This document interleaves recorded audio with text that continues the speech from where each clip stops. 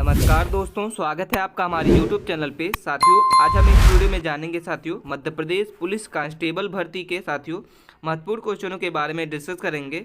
हम साथियों इसमें MP पुलिस के प्रैक्टिस टेस्ट के क्वेश्चनों को डिस्कस करेंगे कि कौन कौन से साथियों आपके MP पुलिस में पूछे गए क्वेश्चन हैं। इस वीडियो के माध्यम से हम जानेंगे। इसकी PDF अगर आप चाहिए साथियों तो हमारे टेलीग्राम चैनल को ज्वाइन करके आप इस वीडियो को डाउनलोड कर सकते हैं, जिसकी लिंक आपको डिस्क्रिप्शन में मिल जाएगी।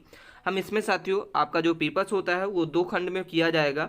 आपका 100 नंबर का जो पेपर्स होगा और 100 नंबर का फिजिकल। तो इसमें हम साथियों 100 नंबर के क्वेश्चनों को कवर करेंगे, ठीक है। और इसके पश्चात 100 नंबर का आपका फिजिकल होगा। इसमें साथियों हम भाग ए के क्वेश्चनों को कवर करेंगे कि भाग एक में कौन कौन से क्वेश्चन पूछे गए थे, ठीक है। तो इसकी PDF अगर आपको चाहिए तो हमारे टेलीग्राम चैनल को ज्वाइन करके आप डाउनलोड कर सकते हैं इसकी PDF को। आप चैनल पे पहली बार हैं साथियों तो चैनल को सब्सक्राइब कर लें। इसमें हम सामान्य ज्ञान एवं तार्किक ज्ञान के क्वेश्चनों को कवर करेंगे सबसे पहले, ठीक है। तो आप वीडियो के अंत तक बने रहिएगा और इसके आपको आंसर कमेंट करके बताना है साथियों कि आपको इसका आंसर क्या होगा। सबसे पहले क्वेश्चन लिखा है कि निम्नलिखित में से किन क्षेत्रों में कुछ औपचारिक प्रक्रियाएं तथा कार्य प्रणाली होती हैं, ठीक है। क्वेश्चन आपको 1 से 2 बार जरूर पढ़ना है साथियों। ये आपके प्रैक्टिस टेस्ट है, पिछले ईयर पूछे गए क्वेश्चन है आपके कुछ, तो आपको इसमें से बताना है कि इसका सही उत्तर क्या होगा। सबसे पहले ए ऑप्शन लिखा हुआ है असंगठित क्षेत्र, ठीक है। बी नंबर लिखा हुआ है संगठित क्षेत्र, संगठित तथा असंगठित दोनों क्षेत्र, और डी नंबर आपका है ना तो संगठित ना तो असंगठित, ठीक है।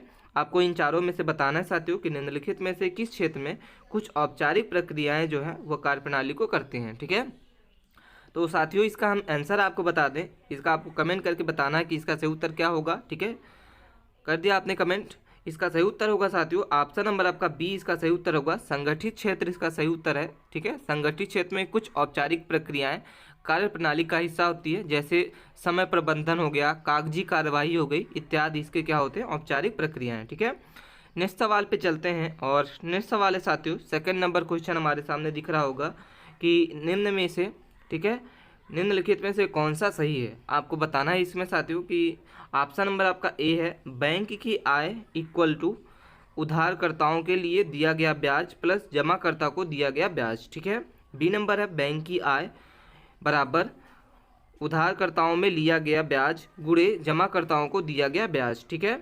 इस तरीके से ये 4 ऑप्शंस दिए हैं। सी नंबर है बैंक की आय इक्वल टू उधारकर्ताओं में लिया गया ब्याज और भागे जमाकर्ताओं को दिया गया, ठीक है। तो साथियों ये था तीसरा ऑप्शन, और डी नंबर लिखा हुआ कि बैंक की आय इक्वल टू उधारकर्ताओं में दिया गया ब्याज माइनस जमाकर्ताओं को दिया गया ब्याज, ठीक है। तो इसका आपको सही उत्तर क्या लगता है हमें कमेंट करके बताइए साथियों। आप चारों को 1 से 2 बार जरूर पढ़िए साथियों ऑप्शंस को, और इसके पश्चात इसके आंसर को हमें बताइए कि क्या लगता है आपको सही उत्तर इसका, ठीक है। पढ़ लिया आपने। इसके आंसर की ओर हम चलते हैं साथियों, और इसका आंसर जो होगा ऑप्शन नंबर आपका डी हो जाएगा। इसका करेक्ट आंसर ऑप्शन नंबर आपका डी कि बैंक की जो आय होती है साथियों वो उधारकर्ताओं में लिया गया ब्याज और माइनस जमाकर्ताओं में दिया गया ब्याज के बराबर होती है, ठीक है। इसका सही उत्तर होगा, ठीक है, ऑप्शन नंबर आपका डी। बैंक की आय का मुख्य स्रोत जो है उधार दी गई पूंजी को ब्याज एवं जमा की गई पूंजी पर दिए गए ब्याज का अंतर होता है, ठीक है।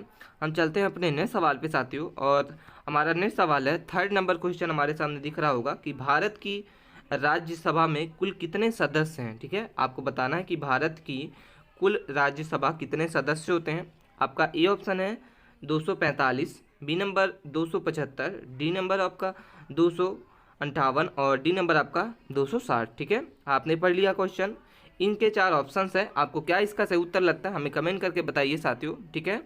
हम इसके आंसर की ओर चलते हैं, और इसका जो आंसर होगा ऑप्शन नंबर आपका ए हो जाएगा साथियों, ठीक है।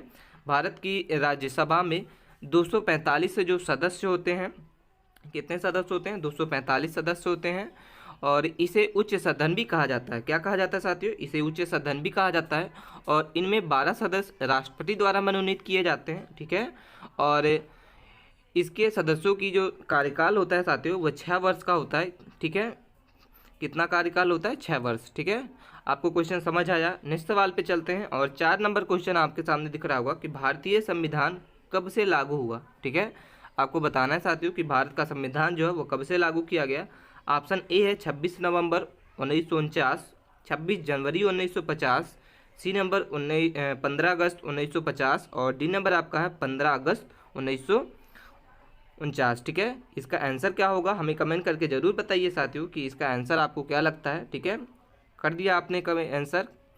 हम इसके आंसर की ओर चलते हैं और इसका जो सही उत्तर होगा ऑप्शन नंबर का ए हो जाएगा साथियों। ठीक है, भारत का संविधान कब से लागू किया गया, तो इसका उत्तर होगा 26 नवंबर 1949 को संविधान बनकर तैयार हुआ, और जिसे बनने में साथियों संविधान सभा में 2 वर्ष, कितने वर्ष, 2 वर्ष साथियों, 11 महीने और 18 दिन लगा था संविधान को बनाने के लिए, और इसे पूर्ण रूप से 26 जनवरी 1950 को संपूर्ण भारत में लागू किया गया था। ठीक है, तो ये कब बना था, 26 नवंबर 1949 को, लेकिन पूर्ण रूप से कब लागू किया गया था, 26 जनवरी 1950 को पूरे संपूर्ण भारत में लागू कर दिया गया था। ठीक है, नेक्स्ट सवाल पे चलते हैं, और नेक्स्ट सवाल है साथियों हमारा 5 नंबर क्वेश्चन है कि मैसूर के विरुद्ध किस युद्ध में ईस्ट इंडिया कंपनी के, ठीक है, ईस्ट इंडिया कंपनी ने आखिरकार विजय प्राप्त की थी। ठीक है, आपको बताना है कि मैसूर का विरुद्ध जो है ईस्ट इंडिया कंपनी का युद्ध हुआ था, उसमें किसने विजय किया था।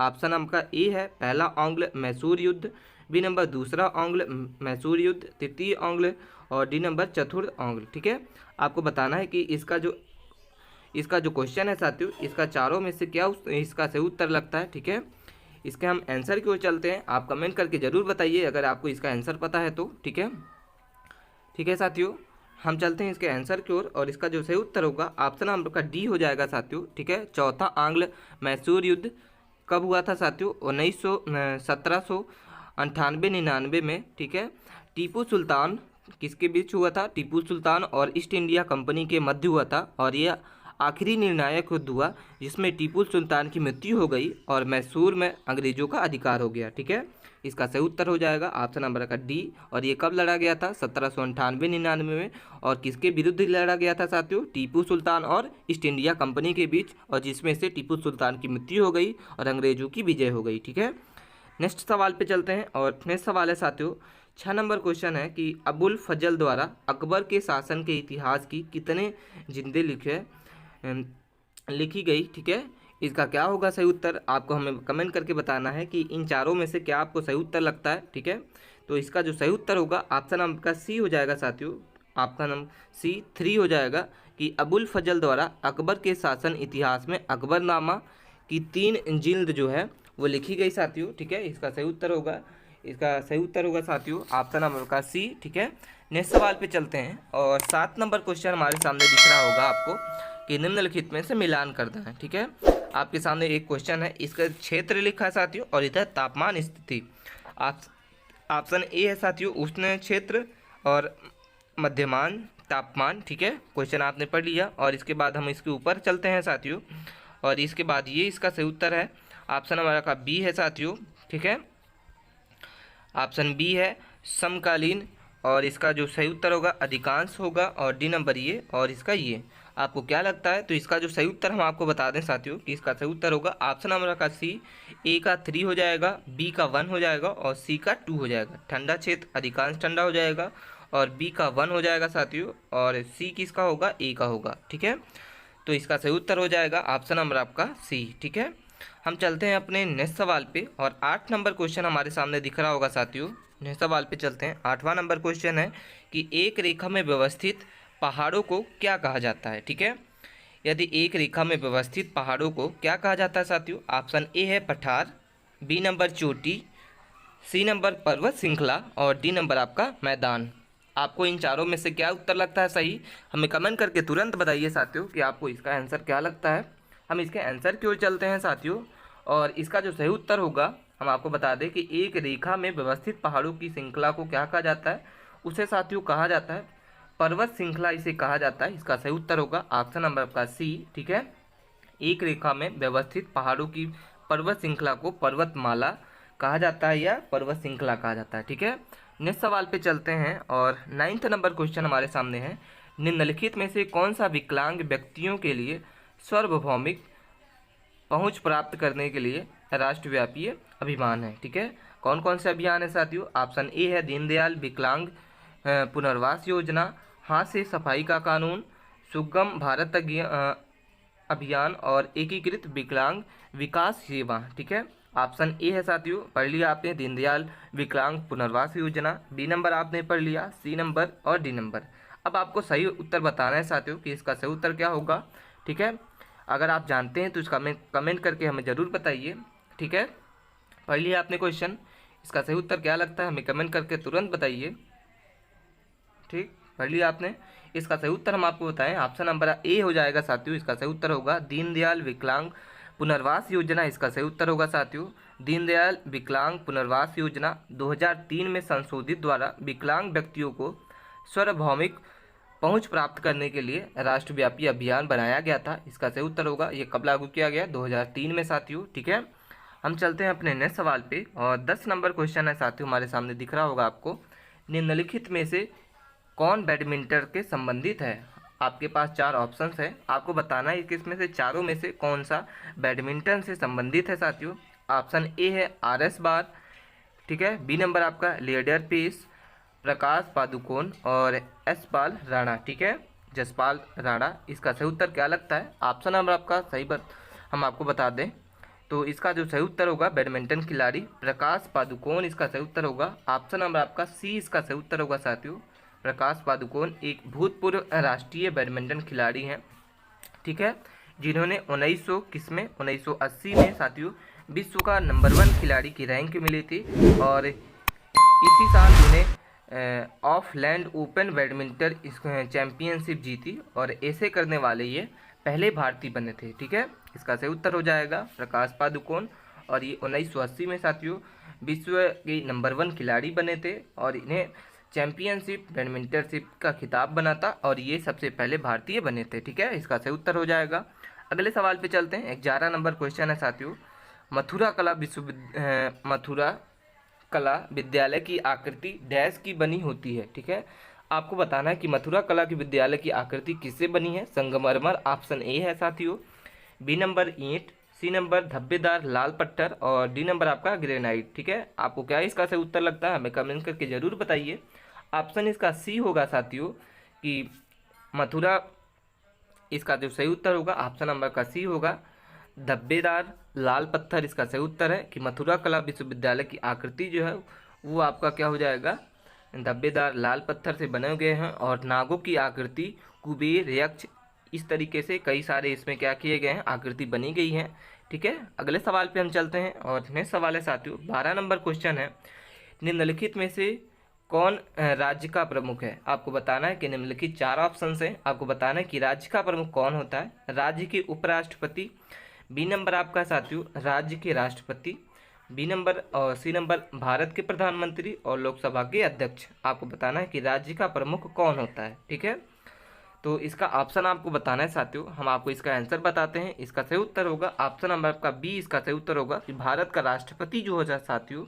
ठीक है, भारतीय संविधान में अनुच्छेद 52, कौन सा अनुच्छेद साथियों, अनुच्छेद 52 के तहत भारत का एक राष्ट्रपति होगा जो संवैधानिक रूप से राज्य का प्रतिनिधित्व करेगा। इसका सही उत्तर होगा राज्य का प्रमुख कौन होगा, भारत का राष्ट्रपति, अनुच्छेद 52 की तरह इसका होता है। ठीक है, 13 नंबर क्वेश्चन पे चलते हैं कि धम्म जो है वह संस्कृत शब्द धर्म का डैश रूप है। आपको बताना है कि धम्म संस्कृत धर्म का कौन सा रूप है। ऑप्शन ए है हिंदी, प्राकृतिक, पाली, और डी नंबर उर्दू। ठीक है, इसका सही उत्तर आपको क्या लगता है साथियों, आपका सही उत्तर होगा ऑप्शन नंबर आपका सी, इसका सही उत्तर है साथियों पाली। धम्म सांस्कृतिक भाषा धर्म का पाली रूप है, जो मगध साम्राज्य के समय साथियों, किसके समय, मगध साम्राज्य के समय राजकीय भाषा थी। पाली भाषा का सर्वाधिक प्रचार प्रसार कब हुआ था साथियों, इसका जो पाली का भाषा का सर्वाधिक प्रचार प्रसार सम्राट अशोक के कार्यकाल में हुआ था। इसका सही उत्तर हो जाएगा, और किसके कार्यकाल में हुआ था साथियों, ये हुआ था सम्राट अशोक के कार्यकाल में। ठीक है, अगले सवाल पे चलते हैं, और 14 नंबर क्वेश्चन है, अकबर द्वारा सिसोदिया की राजधानी जो चित्तौड़ पर किस वर्ष कब्जा कर लिया गया था। ठीक है, इसका आपको बताना है कि इसका क्या आंसर होगा। 4 में ऑप्शन नंबर ए है आपका साथियों 1550, बी नंबर 1568, सी नंबर 1585, और डी नंबर आपका 1591। आपको इसका क्या सही उत्तर लगता है हमें कमेंट करके जरूर बताइए।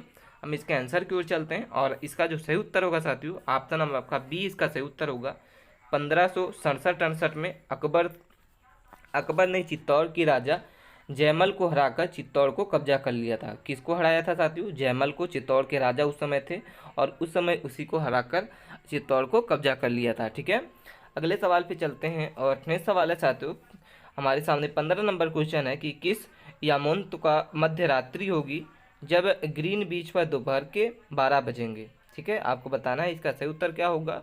ऑप्शन नंबर का सी इसका सही उत्तर होगा साथियों।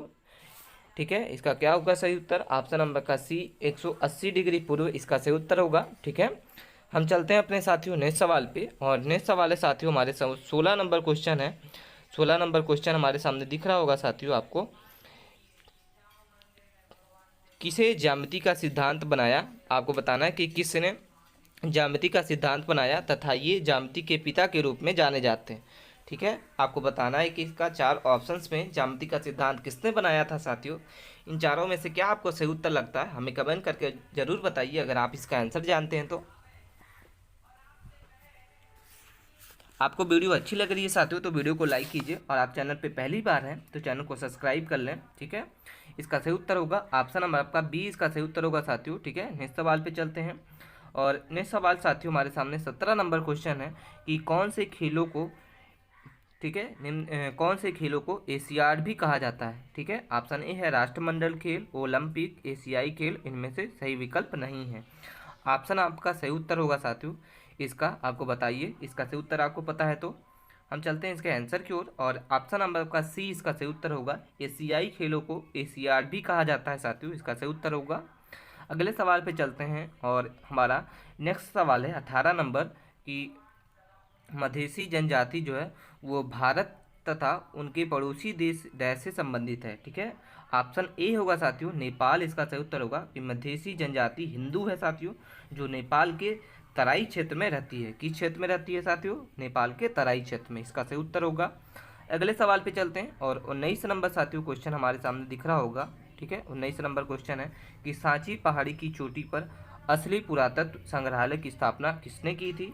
ठीक है, ऑप्शन आपका क्या होगा? ऑप्शन ए है साथियों मार्शल डुंडर, Charles Correa, sir John Marshall और सर थॉमस रो। ठीक है, इसका सही उत्तर क्या लगता है आपको हमें कमेंट करके जरूर बताइए। हम इसके आंसर की ओर चलते हैं। ऑप्शन आपका सी उसका सही उत्तर होगा। ठीक है, इसका सही उत्तर होगा ऑप्शन नंबर का सी। साथियों 1919 में भारत के सर्वो ऑफ इंडिया के तत्कालीन governor general sir John martial ने सांची की पहाड़ी को संग्रहालय की स्थापना की थी। ठीक है, इसका सही उत्तर हो जाएगा। कब हुआ था साथियों? 1919 में।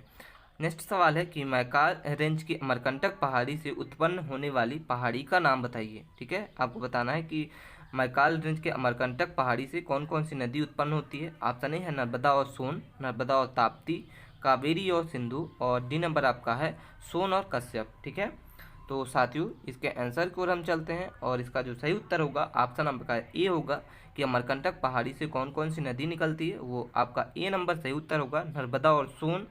मैकाल रेंज की अमरकंटक पहाड़ी नर्मदा और सोन का उद्गम होता है साथियों, उद्गम स्थल है और यह मध्य प्रदेश के अनूपपुर जिले में स्थित है।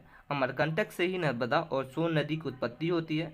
यह कहा जाता है कि भगवान शिव, कहा जाता है साथियों कि भगवान शिव की पुत्री नर्मदा जीवनदायिनी नदी के रूप में भी बहती है। ठीक है, इसका सही उत्तर हो जाएगा। तो ये थे साथियों हमारे महत्वपूर्ण 20 क्वेश्चन। आपको वीडियो कैसी लगी हमें कमेंट करके जरूर बताइए। ठीक है, और आप नेक्स्ट वीडियो में इसके आगे के क्वेश्चनों को डिस्कस करेंगे प्रैक्टिस 1 के बारे में। आपको वीडियो कैसी लगी हमें कमेंट करके जरूर बताइए। अपने दोस्तों के पास जरूर साथ ही वीडियो को शेयर करें। ठीक है, मिलते हैं हम नेक्स्ट वीडियो में, तब तक के लिए बने रहिए। धन्यवाद।